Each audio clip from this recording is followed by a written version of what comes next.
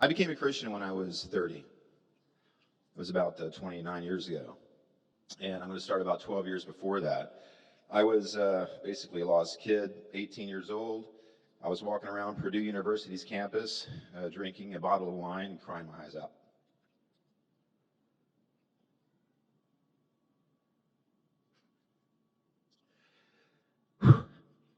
So I'd been dating a girl that I met when I was a senior in high school. I met her on spring break in Fort Lauderdale.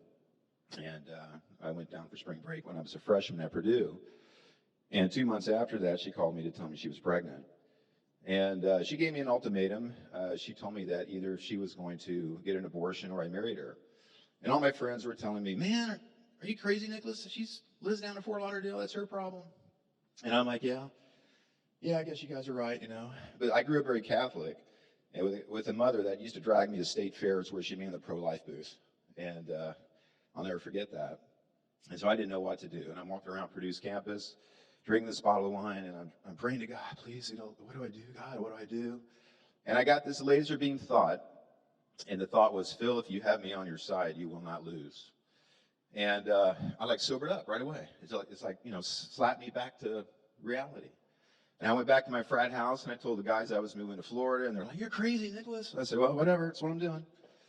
So I moved to Florida, and got married. That's my daughter, Jennifer. Jennifer's 40 years old today.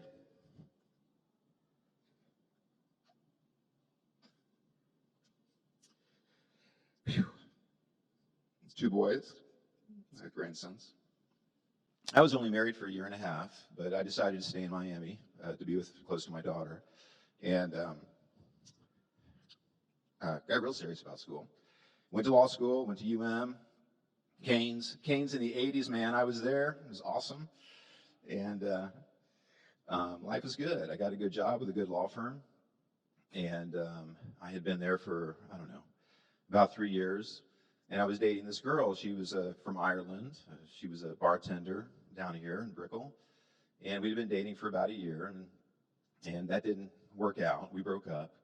And about 2 weeks after we broke up, she called me to tell me she was pregnant. Well, she told me she was going to get an abortion. I forced myself to say, please don't.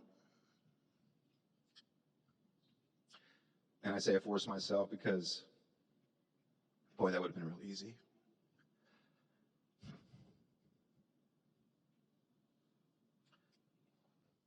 But we tried to make it work. We got together, and we got back together, and we moved in. My son was born. His name's Kyle. He's 29. He's wonderful.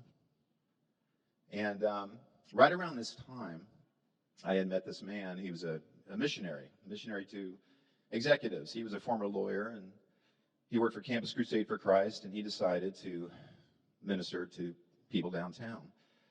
And I remember thinking, oh, God, I don't want to talk to this guy about my situation. But I agreed to meet him for breakfast. His name is Dave. And met him for breakfast at this place downtown.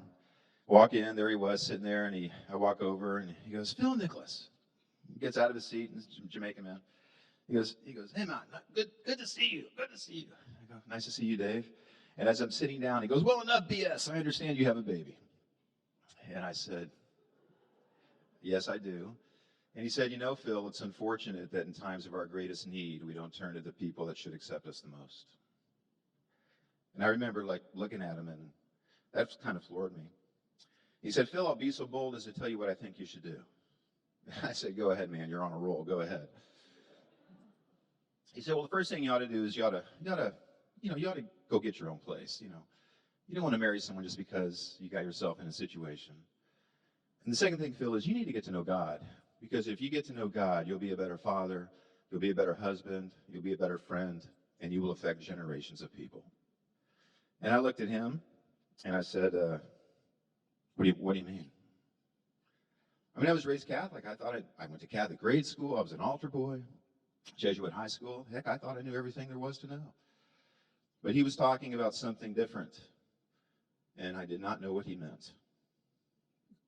The Bible says that the penalty for sin is death, physical, spiritual death. And God, being just, has to make sure the penalty's paid. And right there, I thought, well, then we're all toast. He said, but God doesn't want to leave you in that situation, so he sent his son to live the perfect life that you could not live. He came to live that for you. And then he took your sin upon himself, and he went to the cross, and he paid that penalty. Death. And to show that it was paid in full, he rose from the dead to prove it. And if you accept that, Phil, if you receive him, you become a child of God. And all of your sin, all of it, you don't surprise him, was paid by Christ at the cross. And you will begin to know him the way he intended from the very beginning. I said, look, Dave, I don't know if what you're telling me is true, but if that's true, like really true, that's the most amazing thing I could ever know. That's the most amazing thing I could ever talk about, if it's true. So I began this massive research project when I got back to Miami. I didn't know there was evidence. Evidence? And I was told that I was a litigator, and that word meant something to me. And I was blown away. Anyway, 4 months into my research project, one day I'm reading, and I don't know what I was reading exactly. I think something out of the Bible. And I said to myself, oh my gosh, this stuff is true. And right away, I felt this pain in my chest. It was a physical pain. I knew it wasn't a heart attack, but it was physical. And it caused me to go find this guy, Dave. And when I found Dave, he looked at me with this concerned look because he could see I was serious. And I walked up to him. He goes, what's up? And I just looked at him and I said, I've done some really bad things. And he looked at me and he just nodded. He didn't come to my rescue. He took me out to lunch. And at that lunch, we talked more about what was happening to me. And then he said, I don't understand why God hasn't given you a place to live yet. I've been praying, other people that know you've been praying, and I just really think it's God's will, but I don't understand it. And I said, well, man, hey, man, it could still happen. You never know. But deep down, I was thinking, this guy really believes this stuff. Anyway, I went back to my office and my law firm, and my phone rings. It's Dave. Phil, I believe the Lord has answered our prayers in abundance. I'm like, how did I meet this guy? I go, what are you talking about? He goes, I just got beepers. I just got beeps, and I bet you this guy has a place for you. I want you to call him. By the way, my girlfriend and I, we weren't doing very well. Yeah, she didn't like this Christian thing that I was looking into. So I knew getting my own place was the right thing to do. And anyway, I called this guy up, introduced myself. He goes, yeah, you're a lawyer, right? I go, yes, sir. He goes, listen, my wife and I just moved down to Miami. We have a house there, and we'd like to sell it, but we'd like someone to live in it till we sell it. Would you be interested? Oh, and you wouldn't have to pay us any rent. And I said, I'm interested. And he goes, well, why don't you go look at it and call me back? So I hung up the phone. I was shaking, and I went to the door, and I closed the door to my office, and I had a talk with God. I said, I believe you exist. I believe that Jesus died on a cross for me and paid for all of my sin. I believe I'm forgiven. I believe he rose from the dead. But do you really listen to us? Do you really care about the details of our life? And a few thoughts laser beamed through my brain.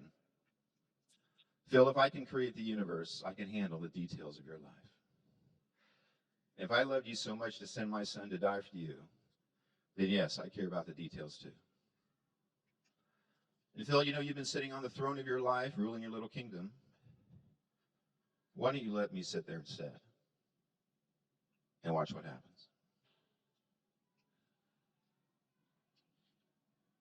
Well, I felt like a little kid. Hold up my hand, basically, take me. I'm in.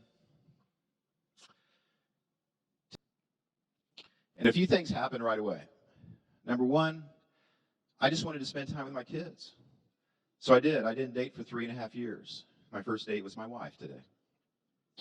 For 3.5 years, that was crazy. I always felt naked if I didn't have a girlfriend, just empty. But instead, I just focused on my kids. There's a verse in the Bible that says that he will turn the father's hearts to their children. And that's what he did for me.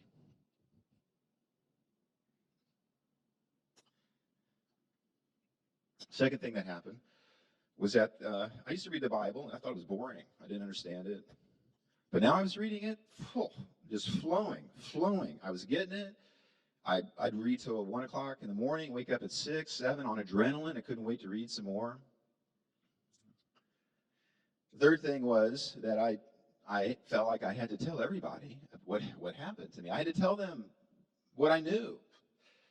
So I did. I told everybody. I told my coworkers, my friends, my family.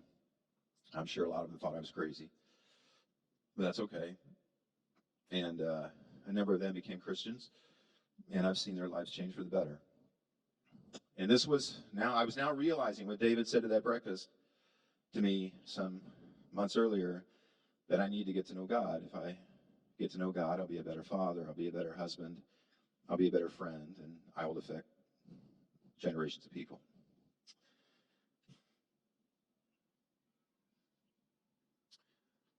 So that was 28 years ago. The Lord wasn't done with me yet. By the way, He's not done with you guys yet. He's not done. He's not done with you.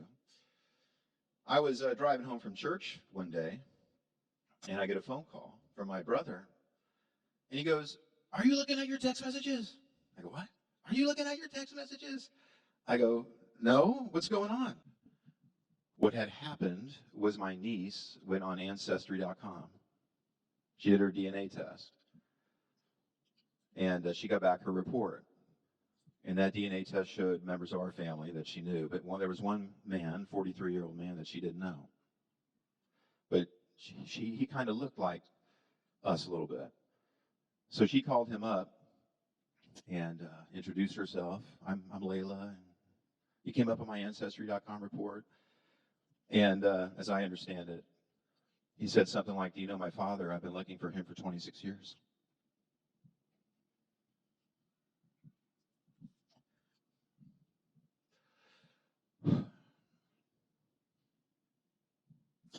Well, that was me.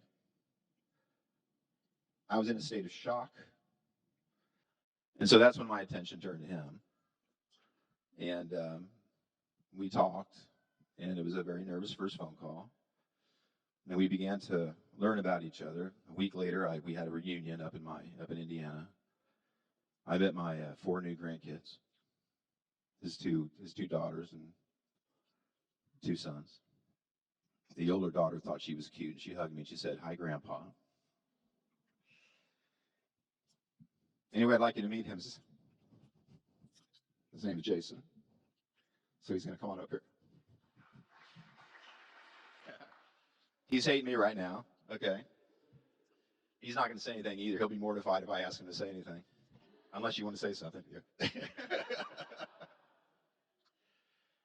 So, guys, I'm his father. This is my son.